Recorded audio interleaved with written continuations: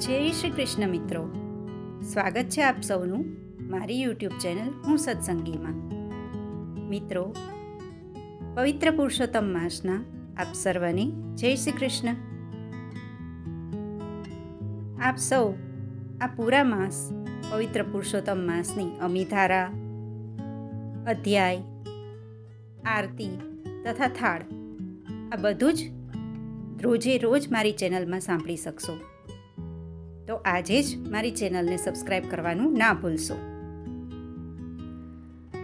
આજે આપણે સાંભળીએ અમિધારા 7મી મુનિવ્રત. દેવવ્રત નામે એક બ્રાહ્મણ હતા. ઈશ્વરની અકળકળાએ ઋણાનું બંધ છોડી પત્ની અને પુત્ર ગોલોક સિધાવી ગયા હતા. દેવવ્રત પ્રભુ ઉપર અપાર શ્રદ્ધા અને વિશ્વાસ રાખવાવાળો હતો. વ્રત નિયમ ઉપવાસ કરતો.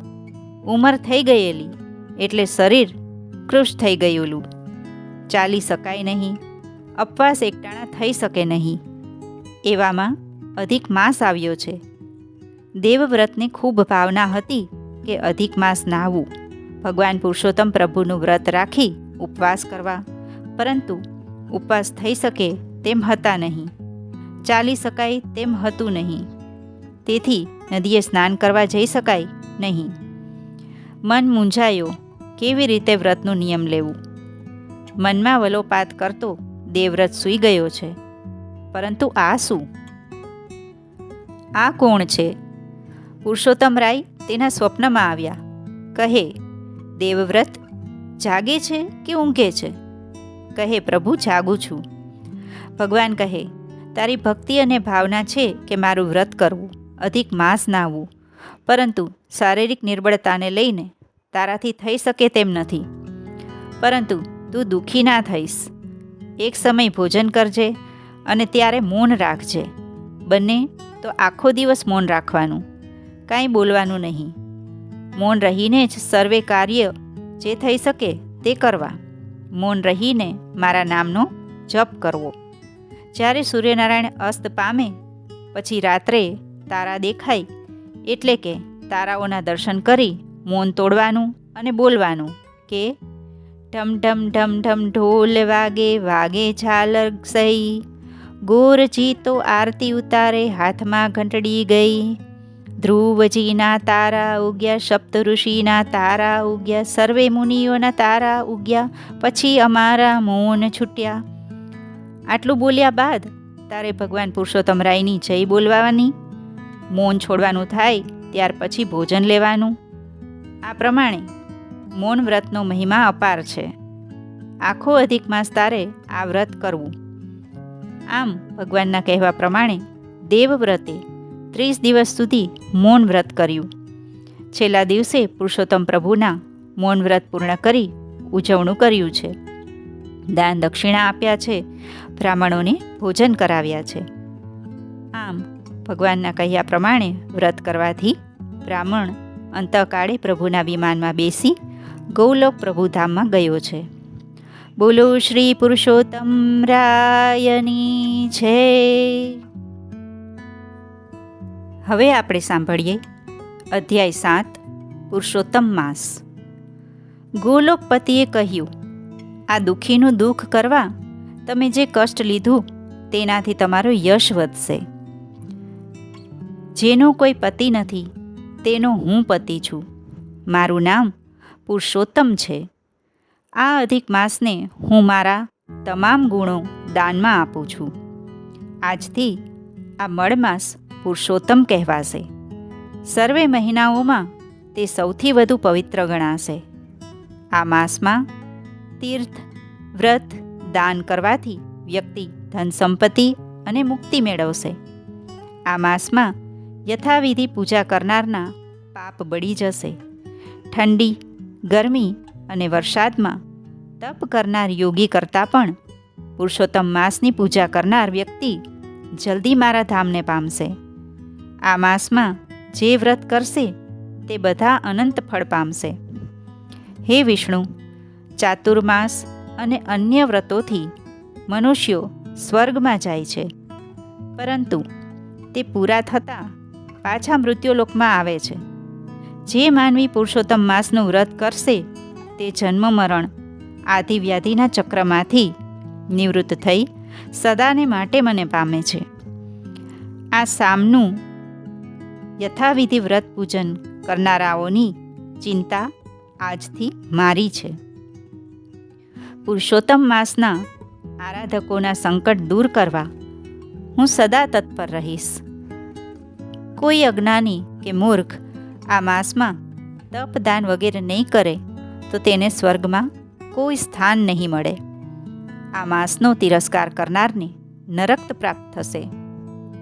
આ માસમાં કોઈ પુત્રહીન મનુષ્ય વ્રત કરશે તો તેને પુત્ર પ્રાપ્તિ થશે. દરિદ્રને સંપત્તિ મળશે. હવે આપ એને નિશ્ચિત થઈ જાઓ અને વિષ્ણુ અધિક માસ સાથે વૈકુંઠ પાછા ફર્યા. એ દિવસથી આ માસ વિશ્વમાં પુરુષોત્તમ માસ તરીકે ઓળખાય છે. મિત્રો, રોજ આવી અવનવી વાર્તાઓ, ગીતો, ભજન, મંત્રોચ્ચાર આ બધું સાંભળવા માટે આજે જ મારી ચેનલને સબસ્ક્રાઈબ કરી લો.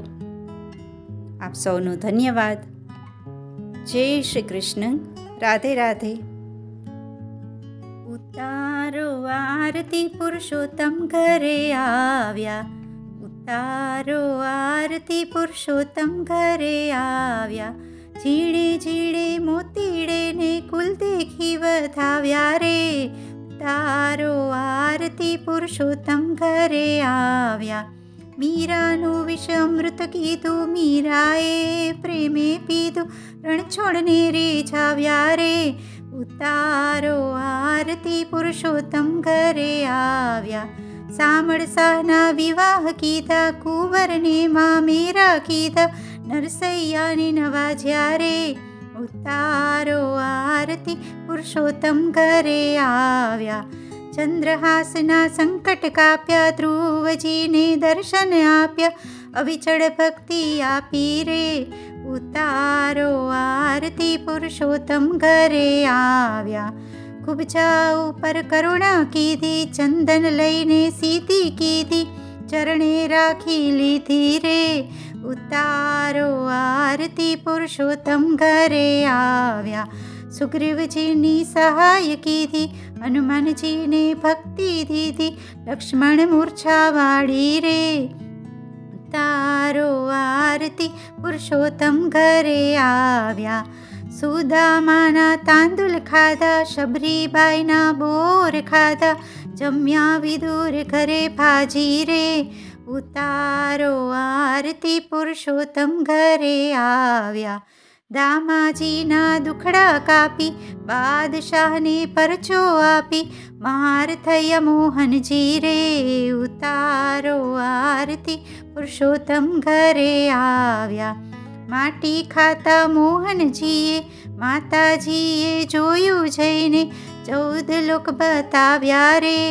ઉતારો આરતી પુરુષોત્તમ ઘરે આવ્યા.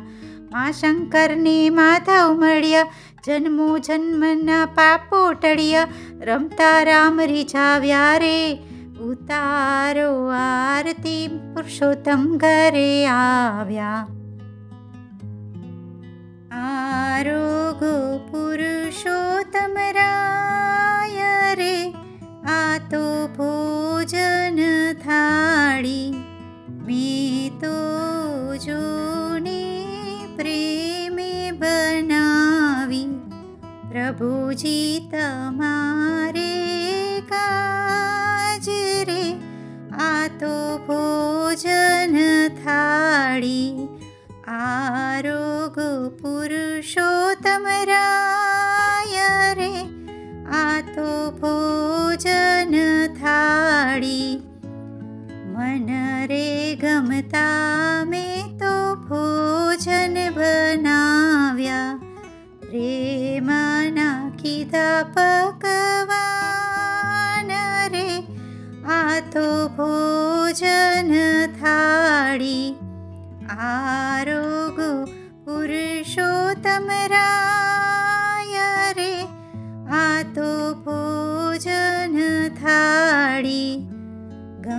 ગંગા જમુના જળની છાડી ભરી લાવી, આચમન કરો ને શ્રી ગોપાળ રે, આ તો ભોજન થાળી, આરોગો પુરુષોત્તમ રાય રે, આ તો ભોજન થાળી. મીઠા મધુરા પાનના બીડલા, મુખવાસ કરો ને મારા નાથ રે, આ તો ભોજન થાળી, આરોગો પુરુષોત્તમ રાય રે, આ તો ભોજન થાળી. વર્ષા કહે છે પુરુષોત્તમ રાયજી, વારી વારી જાઉં નાથ રે, આ તો ભોજન થાળી, આરોગો પુરુષોત્તમ રાય રે, આ તો ભોજન થાળી.